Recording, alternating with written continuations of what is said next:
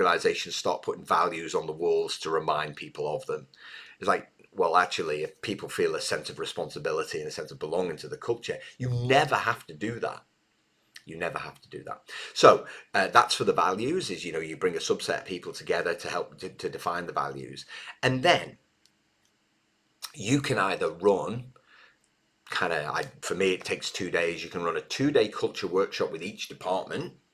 So in that example that I just gave, you'd run 2 days with each of the 12 departments to help them to define the behaviors, the principles of collaboration, to help them build relationships, to help understand each other, to generate empathy and compassion, but also talk about how they are going to make sure that they stay disciplined, that they have good attitude, to make sure that they hit their targets as part of the strategy.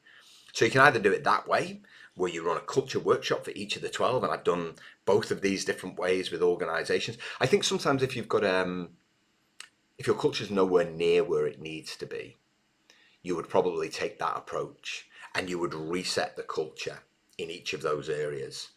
Does that cost a lot of money? Well, of course, it's not going to be cheap, but do you get the returns? Absolutely, you get the returns. Like in the first 3 months, you'll get the returns, because all of a sudden people are like, "Ooh, this is ours. We own it. Ooh, we want to safeguard it. We want to make sure we're doing the right things." They start to hold each other to account.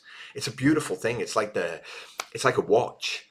Like, yes, you can look at the face and it will show you the engagement score, but behind you've got all of these moving parts, all working together, all interlocking, all moving at different speeds, but ultimately they're all working together to tell the time. Okay, and that's the beauty of defining the culture. Yes, it's a big investment up front, but you get the payback